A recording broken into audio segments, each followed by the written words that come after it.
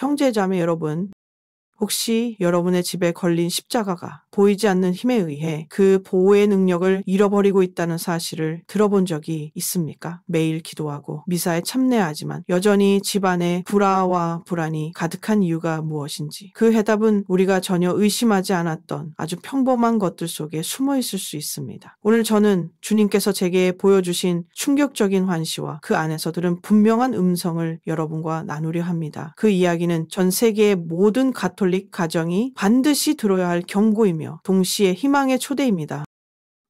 몇 밤 전, 저는 바티칸의 작은 경당에서 홀로 무릎 꿇고 기도하고 있었습니다.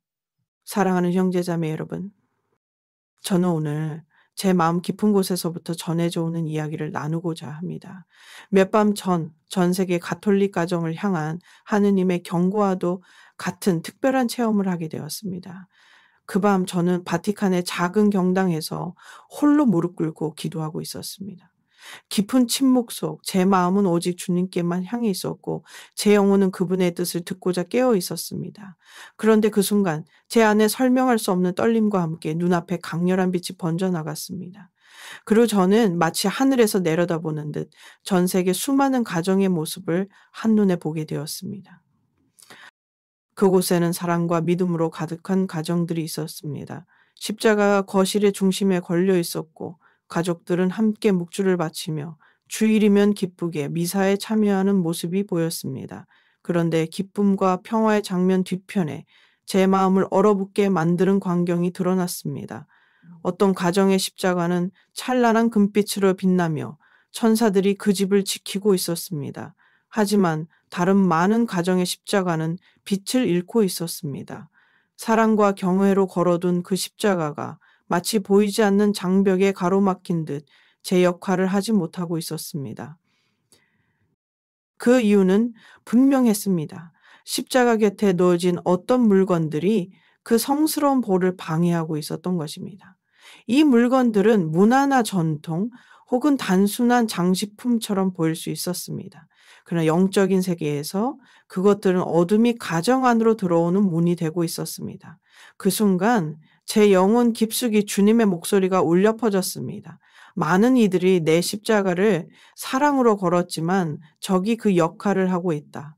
그분의 음성은 부드러우면서도 단호했고 그 말씀은 제 마음을 깊이 파고들었습니다. 저는 숨을 고르며 그 장면을 계속 바라보았습니다. 아시아의 작은 시골 마을에서, 유럽의 오래된 성당 옆 마을에서, 아프리카의 활기찬 공동체에서 북미의 고요한 교회 주택에 이르기까지 문화와 언어를 넘어 동일한 영적 문제가 반복되고 있었습니다. 십자가는 있었지만 그 곁에 놓인 것들이 그 빛을 흐리게 하고 있었습니다. 저는 그 순간 하느님께 이렇게 속삭였습니다. 주님, 이 진실을 어떻게 전해야 합니까? 그러자 제 마음에 분명한 깨달음이 내려왔습니다. 사랑하는 내 딸아, 주저하지 말고 전하여라.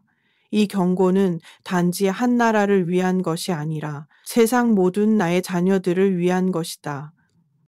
그날 이후 저는 이 메시지를 전해야 한다는 사명감으로 불타올랐습니다. 왜냐하면 저는 기도하는 가정이 오히려 보이지 않는 공격을 받고 있는 모습을 보았기 때문입니다.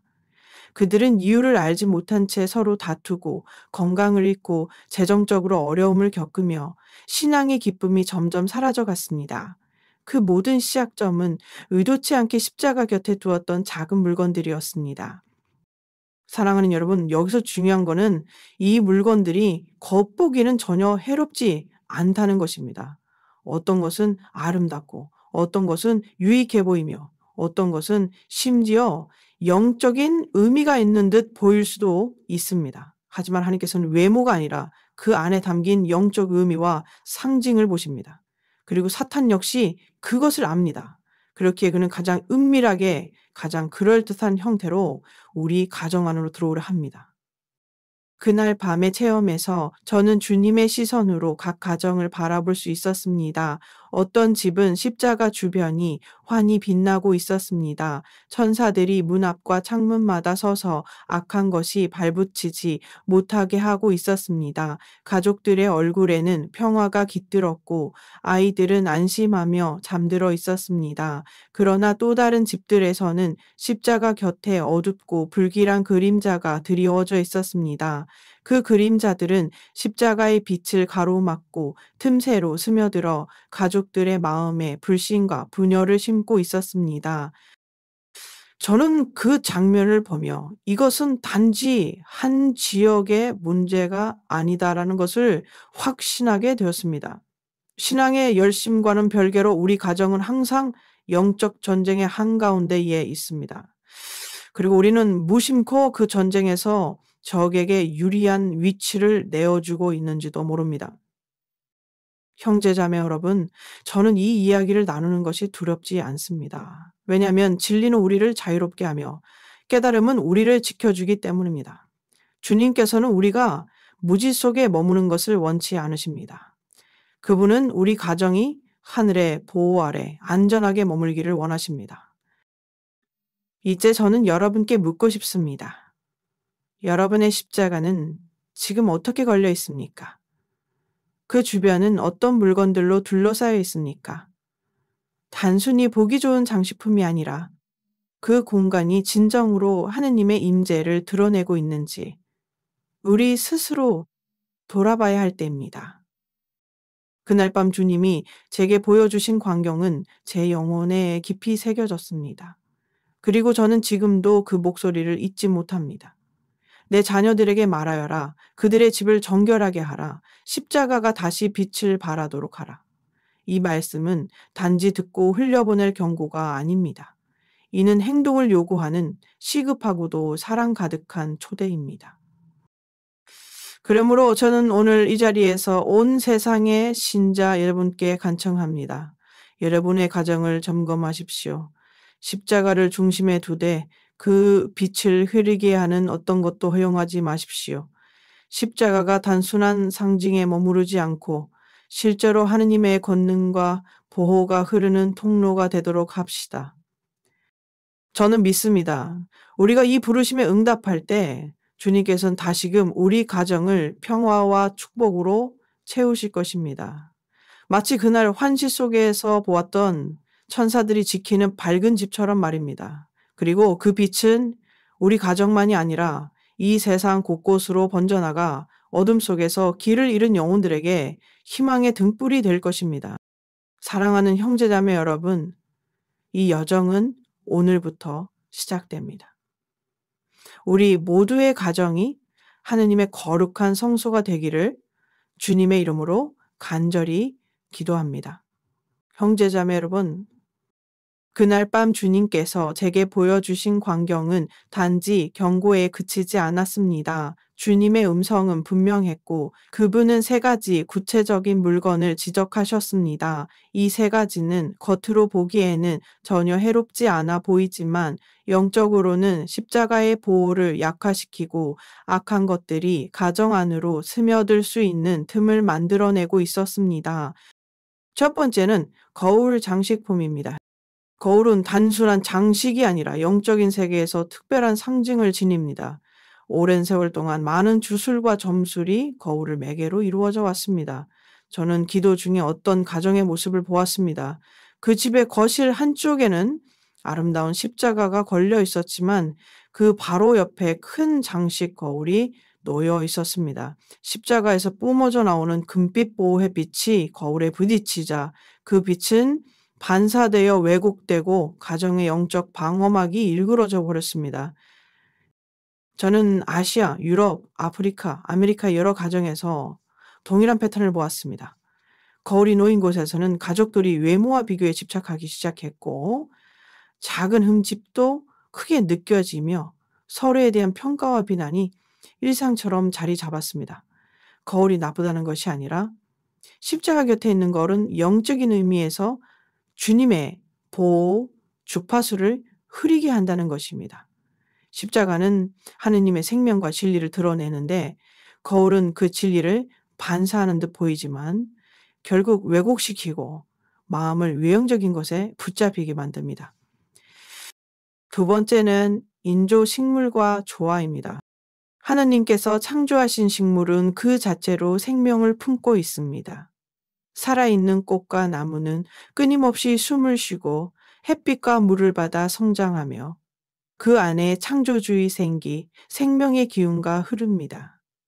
그러나 플라스틱이나 실크로 만든 인조식물은 생명이 없는 모조품입니다. 그것은 겉모습만 살아있는 듯 보일 뿐 안에는 아무런 생명력도 없습니다. 저는 아프리카의 한 가정에서 거룩한 제대 옆에 화려한 인조꽃이 가득 놓여있는 모습을 보았습니다. 그 집은 신앙심이 깊었지만 가족 모두가 원인 모를 피로와 무기력을 호소하고 있었습니다. 기도 중에 보니 그 인조꽃들이 마치 죽음을 가장한 생명처럼 주님이 주시는 활력의 흐름을 막고 있었습니다.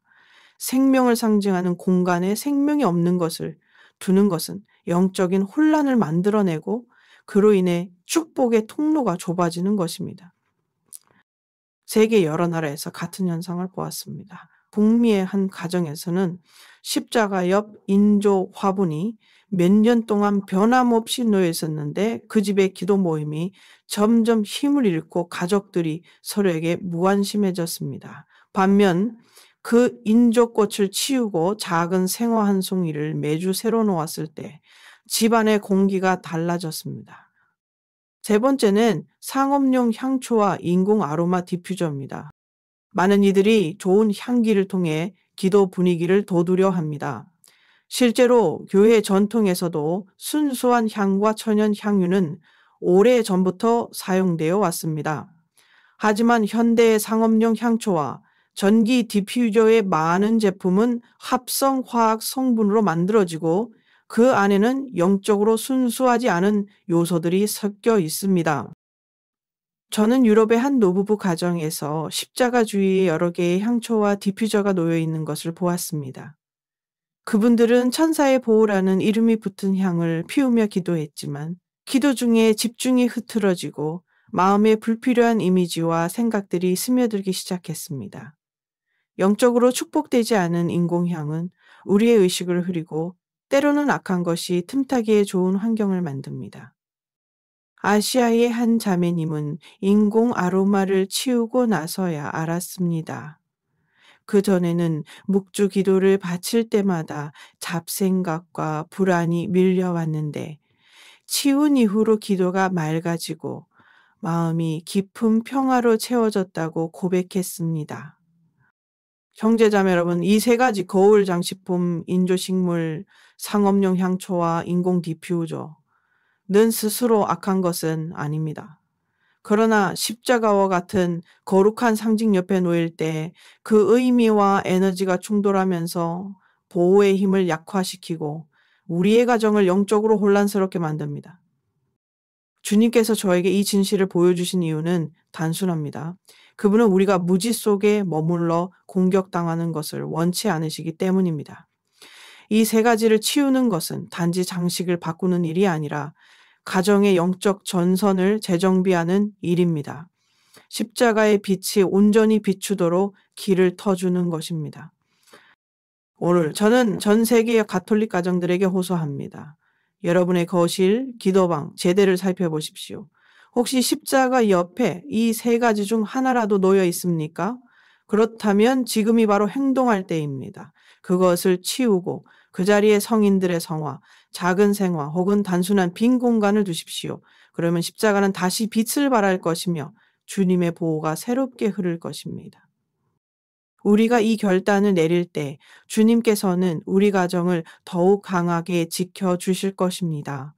마치 그날 환시 속에서 보았던 천사들이 둘러싼 그 밝은 집들처럼 형제 자매 여러분, 주님께서 보여주신 세 가지 물건의 위험성을 저는 단지 환시 속에서만이 아니라 실제 수많은 가정의 이야기를 통해 확인했습니다. 오늘 저는 그중 몇 가지를 나누고자 합니다. 이 이야기들은 서로 다른 대륙과 문화에서 일어났지만 모두 같은 진리를 증언하고 있습니다. 먼저 거울 장식품에 관한 이야기입니다. 아시아의 한 젊은 부부, 안나와 마이클은 결혼 5주년을 기념해 거실을 새롭게 꾸미기로 했습니다. 그들은 십자가 옆에 화려한 골드 프레임의 대형 거울을 걸었습니다. 보기에는 정말 아름다웠습니다. 그런데 몇 달이 지나자 두 사람 사이에 작은 불만과 비교가 점점 잦아졌습니다. 남편은 아내의 외모에 대해 은근히 지적했고, 아내는 남편을 다른 사람과 비교하기 시작했습니다. 가정의 대화는 외모와 옷차림, 생활 수준에 관한 것들이 늘어났고, 기도 시간은 줄어들었습니다. 그들은 원인을 알지 못한 채 점점 멀어졌습니다. 그러던 어느 날 본당의 한 수녀님이 집을 방문했다가 십자가 옆 거울을 보고 조심스럽게 말했습니다. 혹시 이 거울을 다른 곳으로 옮겨보는 게 어때요? 부부는 반신반의했지만 그대로 따랐습니다. 놀랍게도 며칠 뒤 부부는 서로에 대한 불필요한 비교와 비난을 멈추고 다시 함께 묵주를 바치기 시작했습니다. 거울이 사라지자 십자가의 빛이 그들의 마음에 다시 비쳤던 것입니다. 두 번째는 인조식물과 조화에 관한 이야기입니다. 아프리카의 한 시골 마을에 살던 루시아와 그녀의 가족은 매우 신실한 가톨릭 가정이었습니다. 그들은 작은 기도방 한가운데 십자가를 두고 그 주변을 늘 아름다운 인조꽃으로 장식했습니다. 그러나 시간이 지날수록 가족들의 건강이 이상하게 나빠지기 시작했습니다. 이유 없이 피로가 쌓이고 아이들은 잦은 감기에 시달렸습니다. 심지어 기도 시간에도 모두 집중을 잃고 졸음이 몰려왔습니다. 어느 날 이웃 마을에서 온 한 신부님이 집을 축복해 주러 왔다가 인조꽃을 보고 잠시 기도에 잠기셨습니다. 그리고 이렇게 말씀하셨습니다. 생명이 없는 꽃이 생명을 상징하는 십자가 옆에 있다는 것은 영적으로 어울리지 않습니다. 주님께서는 살아있는 창조물을 통해 생명의 흐름을 주시는데 인조꽃은 그 흐름을 막을 수 있습니다.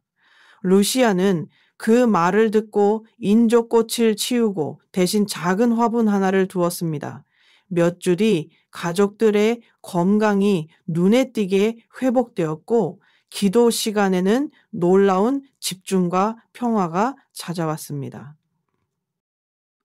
세 번째는 상업용 향초와 인공 디퓨저의 이야기입니다. 유럽의 한 할머니 마틸다 씨는 매일 아침과 저녁 기도 때면 손녀가 선물한 향초와 디퓨저를 켜놓았습니다. 향은 천사의 속삭임이라는 이름이 붙어 있었고 처음에는 기분이 좋았습니다. 그러나 시간이 지날수록 기도 중에 잡생각이 많아지고 이상한 꿈을 꾸기 시작했습니다. 특히 꿈속에서 어두운 그림자들이 집안을 돌아다니는 모습을 자주 보게 되었습니다. 마틸다 씨는 본당 신부님께 상담했고, 신부님은 향초와 디퓨저를 모두 치우고 대신 순수한 밀랍초와 축복받은 천연향을 사용하도록 권유했습니다. 그날 이후로 그녀의 기도는 다시 깊어졌고 불안한 꿈도 완전히 사라졌습니다. 그녀는 이렇게 고백했습니다. 향이 주는 평화인 줄 알았는데 주님의 평화와는 전혀 다른 것이었어요. 이제야 진짜 평화를 찾았습니다. 이 세 이야기는 서로 다른 문화권에서 일어났지만 모두 한 가지 진리를 말합니다.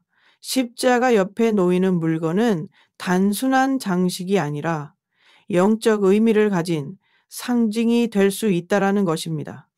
좋은 의도로 둔 것이라도 그 의미가 십자가의 본질과 충돌한다면 보호의 힘을 약화시킬 수 있습니다. 저는 사목여정 중에 이런 변화를 수도 없이 목격했습니다. 남미의 한 가정에서는 세 가지 물건을 모두 치운 뒤 가족들이 오랜만에 한자리에 모여 기도하며 눈물을 흘렸습니다. 북미의 한 청년은 인조 화분과 향초를 치운 후 오랫동안 멀어졌던 부모님과 화해했습니다. 아시아의 한 수녀원에서는 거울을 치우자 공동체 안에 미묘하게 있던 경쟁심이 사라지고 진정한 형제애가 자라났습니다. 형제자매 여러분, 이 변화들은 단순한 인테리어 조정에서 비롯된 것이 아닙니다. 그것은 가정의 중심에 있는 십자가를 온전히 주님의 손에 맡기는 행위였습니다. 우리가 방해 요소를 치우면 십자가는 그 빛과 권능을 온전히 발휘하게 됩니다. 그 빛은 단지 눈에 보이지 않는 평화를 줄 뿐 아니라 실제로 관계를 회복시키고 건강을 되찾게 하며 기도를 살아있는 대화로 변화시킵니다. 저는 오늘 여러분께 간청합니다. 집에 돌아가면 십자가 옆을 살펴보십시오. 혹시 거울이 있습니까? 인조식물이 있습니까? 상업용 향초나 인공 디퓨저가 있습니까? 그렇다면 그것들을 치우고 주님의 빛이 방해 없이 흐를 수 있도록 하십시오. 그리고 그 자리를 하느님을 찬미하는 것들로 채우십시오. 성인의 성화, 작은 생화, 순수한 밀랍조 또는 단순한 빈 공간이라도 세상의 어떤 문화, 어떤 나라, 어떤 가정이라도 이 원리는 동일합니다. 십자가는 단순한 상징이 아니라 하느님의 능력과 보호의 표징입니다. 그것이 빛을 잃게 하지 마십시오. 저는 믿습니다. 오늘 이 결심을 하는 순간 하늘의 문이 열리고 주님의 평화가 여러분의 가정 안에 새롭게 흘러들 것입니다. 그리고 언젠가 여러분도 다른 이들에게 이렇게 증언하게 될 것입니다. 주님의 십자가가 다시 빛나기 시작했을 때 우리의 집과 마음이 변했습니다. 형제자매 여러분, 오늘 저는 주님께서 제 마음에 새겨주신 깊은 깨달음을 나누고자 합니다. 앞서 말씀드린 세 가지 물건, 거울 장식품, 인조 식물, 그리고 상업용 향초와 인공 디퓨저는 단지 장식이 문제가 아닙니다. 이것들은 눈에 보이지 않는 영적 원리를 거스르는 상징이며 십자가가 지닌 본질적인 의미와 충돌합니다. 그 이유를 우리는 신앙과 교회의 가르침 안에서 분명히 이해해야 합니다. 먼저 거울 장식품입니다. 거울은 그 자체로 악한 것이 아닙니다. 그러나 영적 상징의 세계에서 거울은 자기 자신과 외적 이미지에 집착하게 하는 매개가 될 수 있습니다. 성경은 우리에게 사람은 외모를 보거니와 주님은 중심을 보신다 135, 1679 가르칩니다. 십자가는 인간의 외적 영광이나 아름다움이 아니라 우리를 위해 피 흘리신 하느님의 사랑과 희생을 드러냅니다. 그런데 그 곁에 거울이 놓이면 우리의 시선은 그리스도의 희생이 아니라 자신의 모습으로 돌아갈 위험이 영적으로 거울은 십자가에서 바라는 빛을 반사하면서도 왜곡시킬 수 있습니다. 주님의 빛은 순수하고 직선적으로 우리 마음에 다가와야 합니다. 그러나 거울은 그 빛을 튕겨내거나 방향을 바꿉니다. 이것이 바로 제가 기도 중에 보았던 영적 혼선입니다. 십자가의 보호와 은총이 흐르는 길이 흐려지고 그 자리에 허영과 비교의 영이 들어섭니다. 그러므로 십자가 곁에 거울을 두는 것은 의도와 상관없이 복음이 우리 마음속에 곱게 비치는 길을 방해하는 셈입니다. 두 번째는 인조식물과 조화입니다. 창세기의 첫 장면을 떠올려 봅시다. 하느님께서는 빛을 창조하시고 땅에서 푸른 풀과 씨 맺는 채소, 열매 맺는 나무를 내게 하셨습니다. 살아있는 식물은 창조주의 생명을 담은 작품입니다. 식물은 자라고 숨 쉬며 빛과 물을 받아 생명을 나눕니다. 이것은 부활의 신비를 상징합니다. 죽음에서 생명으로, 메마름에서 싹틈으로. 하지만 인조식물은 생명의 모양만 흉내낼 뿐 실제로는 죽어 있습니다. 신앙적으로 보면 그것은 죽음을 가장한 생명입니다. 십자가는 바로 생명의 근원이신 예수님의 승리를 선포합니다. 그런데 그 옆에 생명 없는 것을 두면 상징이 상충하게 됩니다. 살아있는 그리스도의 승리를 기념하는 자리에서 정지된 모조품이 그 의미를 희석시키는 것입니다. 또한 영적인 세계에서 생명은 하느님의 축복과 직결됩니다.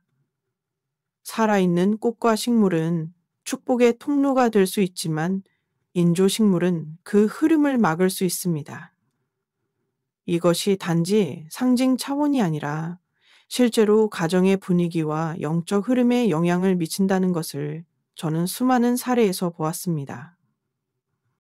세 번째는 상업용 향초와 인공 디퓨저입니다. 교회는 오랫동안 순수한 밀랍초와 천연향, 축복받은 향유를 사용해 왔습니다.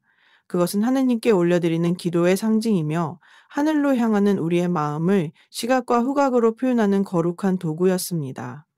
시편 140편 2에서 내 기도가 당신 앞에 분향처럼 내 손 드는 것이 저녁 제물처럼 되게 하소서라고 노래하듯 향은 하느님과의 친밀한 교제를 나타냅니다. 그러나 현대의 상업용 향초와 디퓨저는 대부분 화학적 성분과 인공향으로 만들어집니다. 그것들은 축복받은 재료가 아니며 종종 상업적 심리적 효과를 위해 만들어집니다. 기도 시간에 이것들을 사용할 때 우리의 감각은 인위적으로 자극되고 의식은 쉽게 산만해질 수 있습니다. 심한 경우 기도가 깊어지는 대신 달콤하지만 거짓된 평안에 머물 수 있습니다. 이것은 영적으로 매우 위험합니다. 왜냐하면 진정한 평안은 성령이 주시는 것이며 그 평안은 회개와 진리 위에 세워지기 때문입니다. 그러나 인공 향기는 우리의 감정을 일시적으로 달래면서 마음 깊은 곳에 회개와 성찰을 방해할 수 있습니다. 십자가의 메시지는 우리를 변화시키고 때로는 우리의 상처를 드러내어 치유하시는 사랑입니다. 그러나 인공적인 향과 감각적 만족은 그 치유의 과정을 흐릴 수 있습니다. 형제자매 여러분, 이 세 가지 물건이 공통으로 지닌 영적 문제는 바로 상징의 충돌입니다. 십자가는 생명, 진리, 희생, 부활의 표징입니다. 그러나 거울은 외모와 자기 중심성을, 인조식물은 죽음을 가장한 생명을, 인공향기는 거짓된 평화를 상징할 수 있습니다. 이러한 상징들은 십자가의 의미와 본질적으로 맞지 않으며 우리가 의식하지 못하는 사이 영적 메시지를 혼란스럽게 만듭니다. 또한 사탄은 이 상징의 언어를 잘 압니다. 그는 대놓고 우리를 유혹하기보다 거룩한 것 옆에 거짓된 상징을 세워 그지 힘을 약화시키려 합니다. 이것이 바로 성 요한 10에서 말씀하신 도둑이 오는 것은 도둑질하고 죽이고 파괴하려는 것의 또 다른 형태입니다. 그는 십자가를 없애지 않고도 그 힘을 무력화시키는 길을, 그렇기에 우리는 경계해야 합니다. 단지 물건을 치우는 행위가 아니라 상징의 질서를 회복하는 것입니다. 십자가 곁에는 오직 그분의 승리와 사랑을 드러내는 것들만 있어야 합니다. 성모님의 성화, 성인의 유해함, 살아있는 꽃, 축복받은 밀랍초와 향 등 모두 십자가의 의미를 보완하고 확장시키는 상징들입니다. 저는 여러분께 권합니다. 오늘 집에 돌아가면 십자가 주변을 바라보십시오. 그 자리에 있는 것이 주님의 메시지와 일치하는지 아니면 다른 의미를 섞어 혼란을 주는지 묵상해 보십시오. 그리고 필요하다면 용기 있게 치우십시오.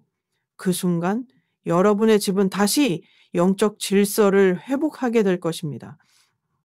형제자매 여러분, 십자가는 단순한 장식이 아닙니다. 그것은 살아계신 하느님의 사랑과 권능의 표징이며 우리 가정과 영혼을 지키는 성벽입니다. 그 성벽에 불필요한 장식물을 걸어 약하게 만들지 마십시오. 오히려 그 벽을 깨끗이 하고 주님의 빛이 방해 없이 비치도록 하십시오. 그러면 그 빛은 어둠을 몰아내고 하늘의 평화와 축복이 여러분의 가정을 가득 채울 것입니다. 형제자매 여러분, 이제 우리는 주님께서 보여주신 경고와 십자가의 보를 방해하는 세 가지 물건에 대해 알게 되었습니다.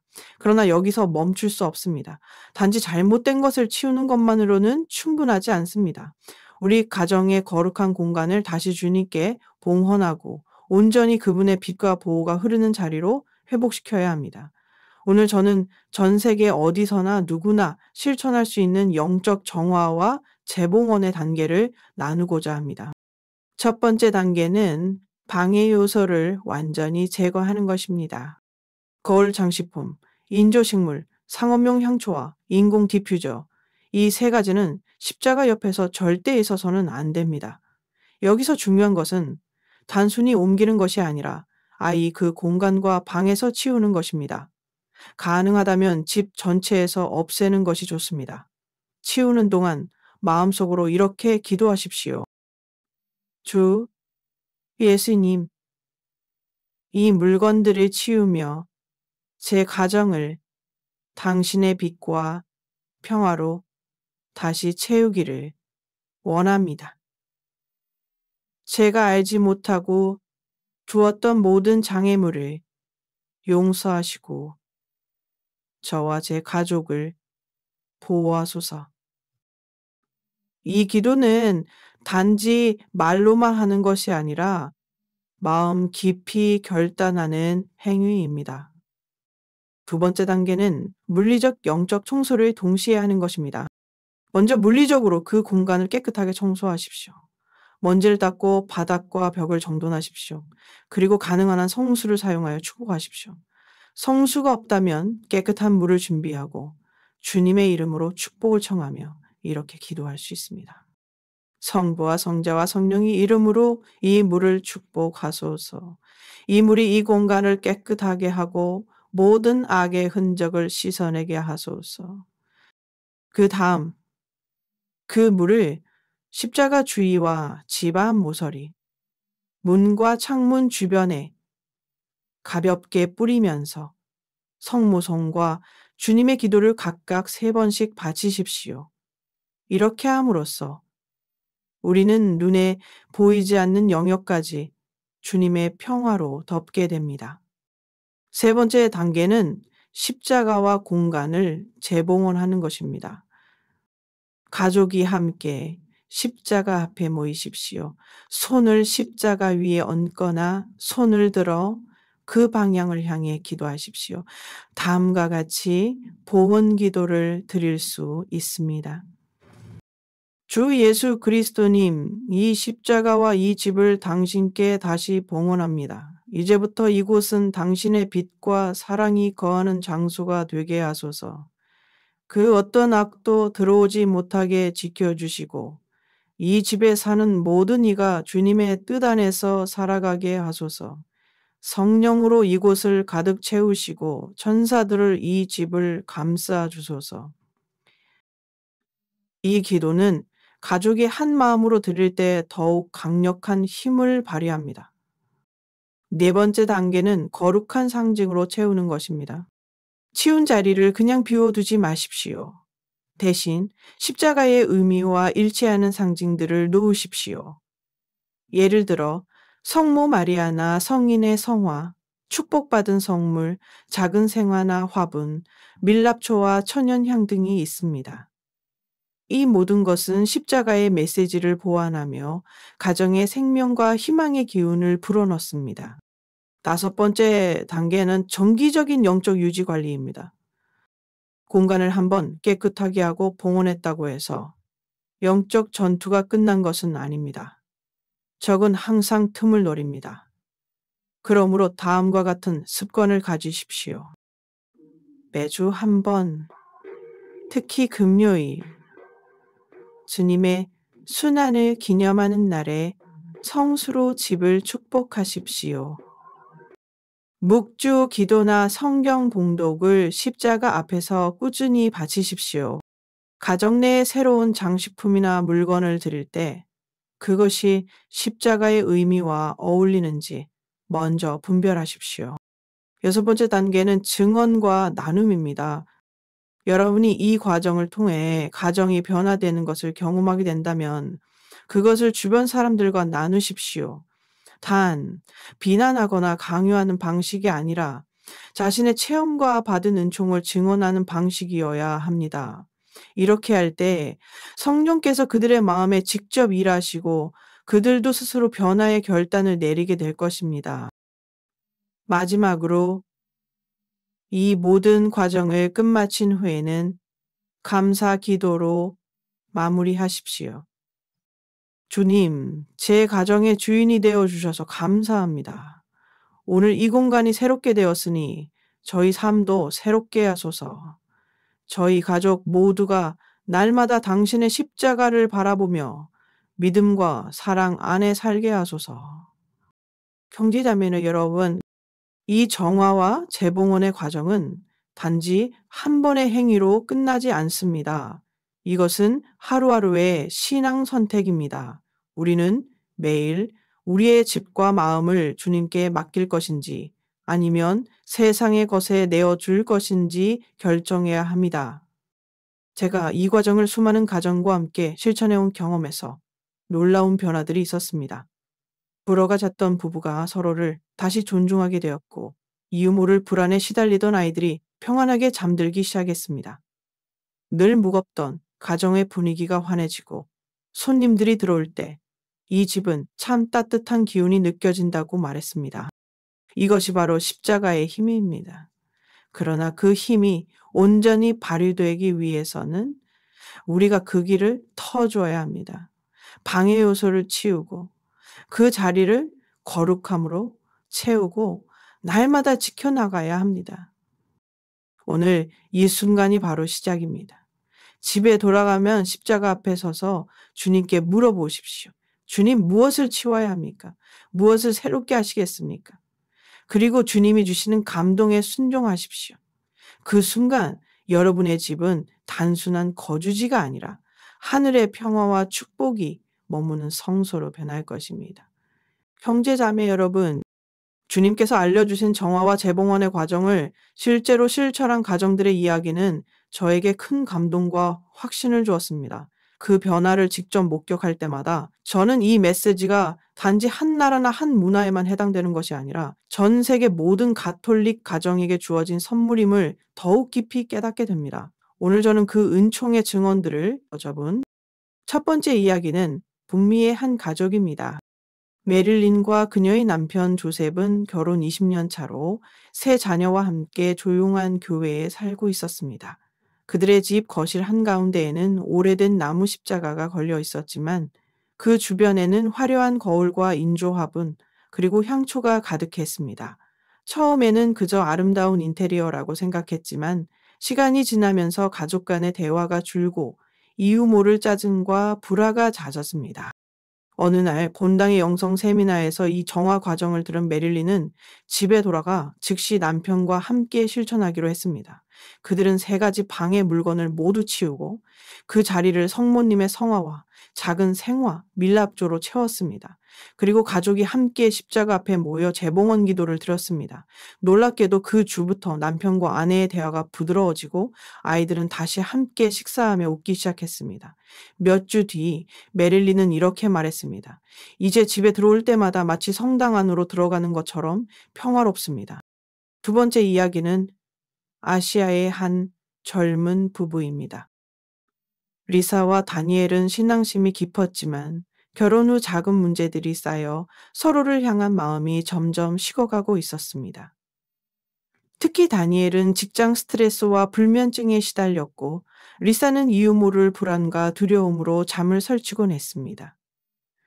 그들의 침실 한쪽에는 결혼 선물로 받은 대형 거울과 인공꽃 장식, 그리고 향기로운 디퓨저가 함께 놓여 있었습니다. 어느 날 본당 수녀님의 권유로 그들은 정화 과정을 실천했습니다. 거울과 인공꽃, 디퓨저를 치우고 그 자리에 축복받은 작은 십자가와 성인의 상본, 향기 없는 밀랍초를 두었습니다. 그날 밤 다니엘은 몇 달 만에 깊은 잠을 잘 수 있었고 리사는 새벽 기도 중 마음속 깊은 평화를 느꼈습니다. 한 달 후 부부는 서로를 더 자주 껴안고 기도하며 다시 사랑의 언어를 나누기 시작했습니다. 세 번째 이야기는 아프리카의 한 공동체입니다. 케냐의 한 작은 마을에서는 공동체 회관 안에 있는 기도방이 오랫동안 사용되지 않았습니다. 사람들이 들어오면 묘한 답답함을 느끼고 기도에도 마음이 잘 집중되지 않았기 때문입니다. 그 방에는 오래된 인조 식물들이 가득했고 벽 한쪽에는 커다란 장식 거울이 걸려 있었습니다. 마을 사제와 신자들은 함께 모여 정화 과정을 실천했습니다. 모든 인조 식물과 거울을 치우고 그 자리에 현지에서 꺾은 신선한 꽃과 초를 놓았습니다. 그리고 마을 전체가 모여 십자가 재봉헌 기도를 드렸습니다. 그 이후 기도방은 다시 활기를 띠었고 사람들은 매일 아침 그곳에 모여 묵주를 바치게 되었습니다. 심지어 몇몇은 이제 이 방에 들어오면 마치 하늘의 숨결이 느껴진다고 증언했습니다. 네 번째 이야기는 유럽의 한 할머니입니다. 마틸다 할머니는 홀로 사는 노년 신자로 늘 향초와 디퓨저를 켜놓고 기도했습니다. 그러나 몇 년 전부터 기도 중에 집중이 흐려지고 불안한 꿈을 자주 꾸게 되었습니다. 본당 신부님의 조언으로 그녀는 모든 인공 향기를 치우고 대신 순수한 밀랍초와 축복받은 향을 사용했습니다. 변화는 즉시 찾아왔습니다. 이제 기도가 다시 살아나고 주님과 대화하는 시간이 깊어졌어요. 마틸다 할머니는 이렇게 말하며 눈시울을 붉혔습니다. 이 이야기들의 공통점은 분명합니다. 모든 가정과 공동체에서 방해 요소를 치우고 정화와 재봉헌의 과정을 거쳤을 때 분위기와 관계, 영적 생활이 회복되었다는 것입니다. 불화가 화해로, 불안이 평화로, 냉담이 열정으로 바뀌었습니다. 형제자매 여러분, 이것은 단순히 인테리어를 바꾸는 일이 아닙니다. 이것은 영적 전쟁에서 진지를 다시 세우는 일입니다. 십자가를 중심으로 한 가정은 주님의 보호막 아래에 있습니다. 그 보호막을 방해하는 것들을 치우면 하느님의 은총이 다시 자유롭게 흐르기 시작합니다. 저는 오늘 여러분께 권합니다. 집에 돌아가면 이 과정을 직접 실천해 보십시오. 그리고 그 변화를 느꼈다면 주저하지 말고 다른 이들과 나누십시오. 그렇게 할 때 우리의 가정뿐 아니라 우리 공동체와 교회 전체가 새롭게 될 것입니다.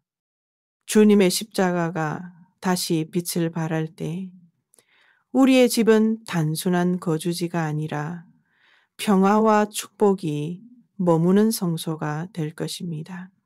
형제자매 여러분, 이제 우리는 주님께서 경고하신 세 가지 물건과 그것들이 어떻게 십자가의 보호를 약화시키는지, 그리고 정화와 재봉헌을 통해 가정을 새롭게 하는 방법을 배웠습니다. 하지만 여기서 멈출 수는 없습니다. 이 메시지는 단지 우리 가정만을 위한 것이 아니라 전 세계 모든 가톨릭 가정을 향한 하느님의 초대이기, 저는 오늘 여러분께 간절히 부탁드립니다. 지금 행동하십시오. 오늘 밤 집에 돌아가 십자가 주변을 살펴보십시오. 혹시 거울, 인조, 식물, 상업용 향초나 인공 디퓨저가 있습니까? 그렇다면 그것들을 치우고 주님의 빛이 방해 없이 흐를 수 있도록 하십시오. 단 한 번의 결단이 여러분 가정의 영적 운명을 바꿀 수 있습니다. 하지만 이 여정은 혼자 걷는 길이 아닙니다. 우리는 교회의 한 몸이며 서로를 위해 기도하고 서로를 일으켜 세우는 공동체입니다. 그러므로 여러분이 경험한 변화를 나누십시오. 가족, 친척, 본당 공동체, 그리고 신앙을 잃어가고 있는 친구들에게도 전하십시오. 단 판단이나 비난이 아닌 사랑과 증언으로 다가가십시오. 나는 이 과정을 통해 이렇게 변했다는 고백은 그 어떤 논쟁보다 강력한 힘을 가집니다. 형제자매 여러분, 전 세계에는 수많은 가정이 있습니다. 도시의 작은 아파트, 시골의 청구, 초가집, 전쟁터의 피난민 천막, 그리고 바닷가의 조그만 집까지 주님께서 바라보시는 곳은 동일합니다. 십자가가 있는 그 자리, 그리고 그 주위의 공간이 거룩하게 지켜지기를 원하십니다. 우리가 사는 곳이 어디든, 언어가 무엇이든, 문화가 달라도 하느님의 빛은 같은 방식으로 흐르고 같은 방식으로 막힐 수 있습니다. 그러므로 이 운동은 국경이 없습니다. 아시아의 신자들이나 아프리카의 공동체, 유럽의 본당, 미주의 가정 모두가 함께 할 수 있습니다. 우리가 하나 되어 같은 결단을 내릴 때 마치 전 세계에 하나의 거대한 영적 성벽이 세워진 듯 악의 세력은 더 이상 쉽게 가정에 침투하지 못할 것입니다. 여러분 기억하십시오. 십자가는 단순한 장식이 아니라 하느님의 사랑과 권능의 표징입니다. 그것을 방해하는 어떤 것도 우리 가정 안에 두지 마십시오. 대신 십자가 곁을 성스러운 것으로 채우고 매일 그 앞에서 기도하며 그리스도의 승리를 선포하십시오. 오늘 이 순간 우리는 각자의 자리에서 시작할 수 있습니다. 지금 이 영상을 보고 있는 당신이 그 첫 번째 사람이 될 수 있습니다. 그리고 당신의 결단이 가족을 변화시키고 그 변화가 이웃에게 전해지고 그 물결이 세상을 덮을 수 있습니다. 이것이 바로 주님께서 바라시는 영적 각성입니다. 마지막으로 저는 여러분을 위해 기도합니다. 주님, 오늘 이 말씀을 들은 모든 가정이 용기를 내어 방해 요소를 치우고 주님의 십자가를 다시 빛나게 하소서. 그 빛이 각 가정을 넘어 세상 곳곳으로 퍼져나가 어둠을 몰아내고 평화를 세우게 하소서. 형제자매 여러분, 이제 선택은 여러분의 손에 달려 있습니다. 이 경고를 마음에만 담아둘 것인지 아니면 믿음의 행동으로 옮길 것인지 저는 믿습니다. 여러분이 한 걸음 내디딜 때 하늘에서는 수많은 천사들이 그 가정을 지키기 위해 파견될 것입니다. 그리고 그날부터 여러분의 집은 더 이상 예전과 같지 않을 것입니다.